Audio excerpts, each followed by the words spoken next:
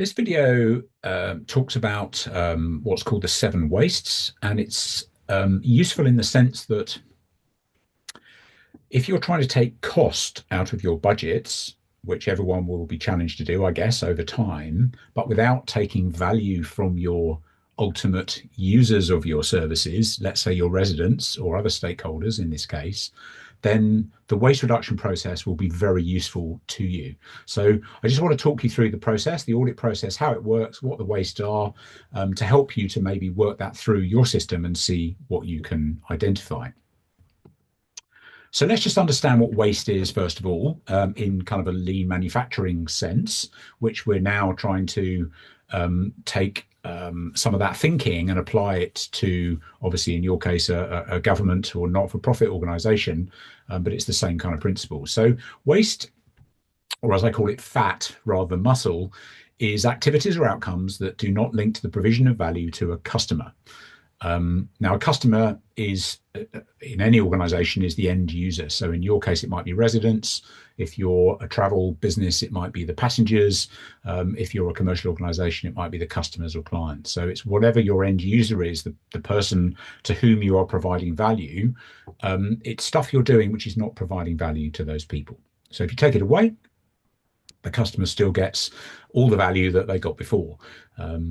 So that's what waste is. And obviously, if you're taking muscle out, you're reducing value. That's not waste by definition.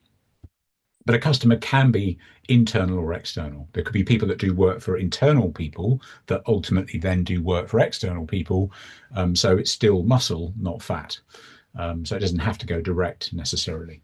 But waste is present in every organization, typically 20% of total costs. Now, that's a big number in most organizations. So it's very easy to get your attention. And the example I often use, only because the maths is easy, if you take an organization that's 11 million turnover, that's their total income, their costs are, let's say, 10 million, and make a surplus of a million, or it could be the other way around, of course, and make a deficit. But just for the ease of numbers, if waste in this case, i.e. stuff that's adding no value to your customer, is 20%, then that's 20 million pounds per annum, by the way, per annum. That's a big number. And we won't get it all, but if we could, let's say, get half of that, where would that go? It would go to the bottom line. And if let's say you had a deficit of a million, if you could find half your waste and get it, then that would eliminate your deficit. Happy days. So it gets people's attention because it's big numbers.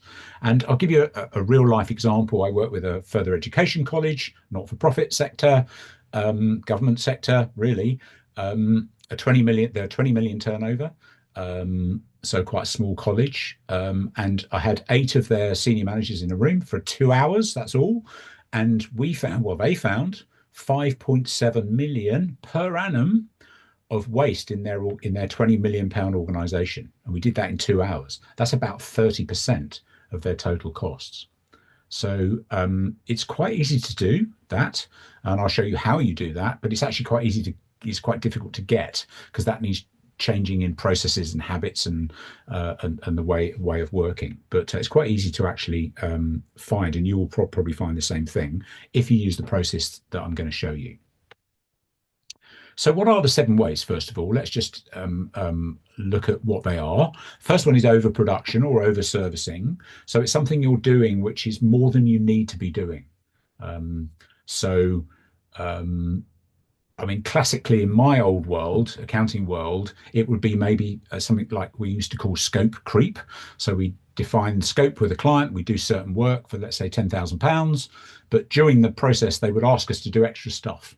But we wouldn't pick it up and we wouldn't then bill for it. So we'd have to write it off. Scope creep, overproduction, over-servicing, similar kind of thing. Often called gold plating. We gold plate something when the customer is only paying for a bronze plate. But we do it because we want to deliver a fantastic service and so on. So overproduction, often lots of stuff. Second one is waiting. Where do things wait? Where are they not in flow? Answer: everywhere. Very often, if you look at a process from the very start of it through to the very end of it, I mean the very end, and count the minutes from start to finish, and then you work out how many minutes during that whole time you're actually working on it, rather scarily, it can often end up with less than 1% of the time. The rest of the time, it's waiting. It's just sat waiting for something to happen. So it's waiting is everywhere, but obviously that then causes waste and keeps us out of flow, which is not good. Third one is transporting. That's really more external, outside the organization. So it might be the movement of people or the movement of goods outside the organization. Again, that will happen a lot, and fairly obvious one that. The fourth one is inappropriate processing. It's using the wrong machine or person for the job, often too expensive a machine. So it's like having a four-color printing press doing a business card job.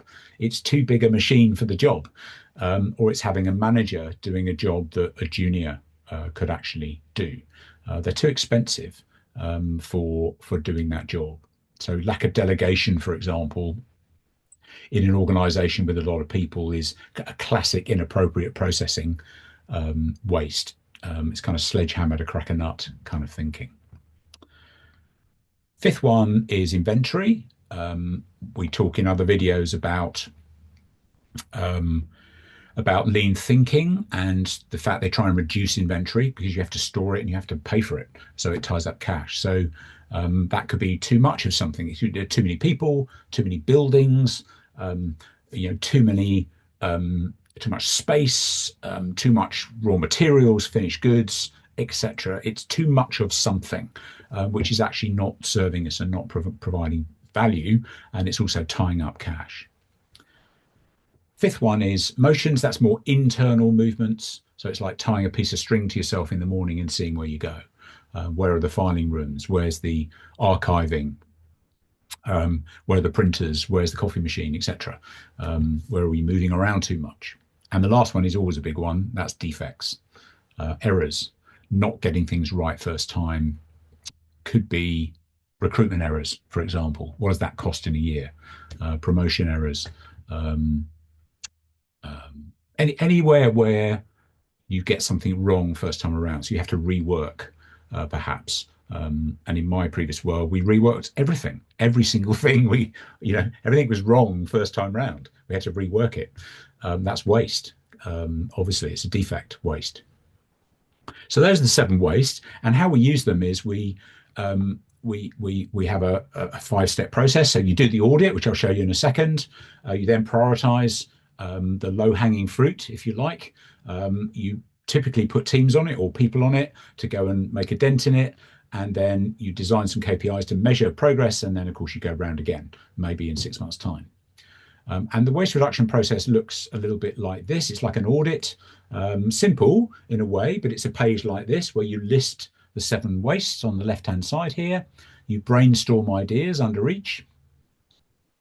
I actually have a document which gives quite a lot of examples of waste under these 7 areas in different types of organizations. So that can be maybe helpful. But you brainstorm, and then you put a kind of roughly an annual cost of each of these wastes. And if you then add that up, you should get to about 20%. And I've done that many, many, many times. And that's normally the kind of territory you get into. But then it's quite important to do another score, which is an ease of removal score, because we want the low hanging fruit here. We don't want to try and work on something that's really, really hard to get. We want to work on something that's quite easy to get, but which ideally is quite high kind of value. And then work on it, make a dent in it, basically, and then move on. Go and work on something else, make a dent in that. And that's what lean manufacturers do. They have these continuous improvement project teams constantly working on reducing waste because they have to, because in the car industry where this came from, they have what they call cost down. Every year they have to provide more value in their car than the price goes up. So they have to keep taking cost out of their production process. Otherwise they'll go bust. And Toyota is number 1 in cars in the world, has been for many years. Being number 1 in cars is really hard globally, really hard. And they've done that successfully by constantly looking at waste reduction and taking out costs by improving processes using this 7 waste method. So hopefully it will help you in your world when you are looking to get more from your budgets by maximizing the value you give to your customer or your end user, your resident, by spending the minimum amount of cost, which is what we all have to do in this world. So hope you find it useful.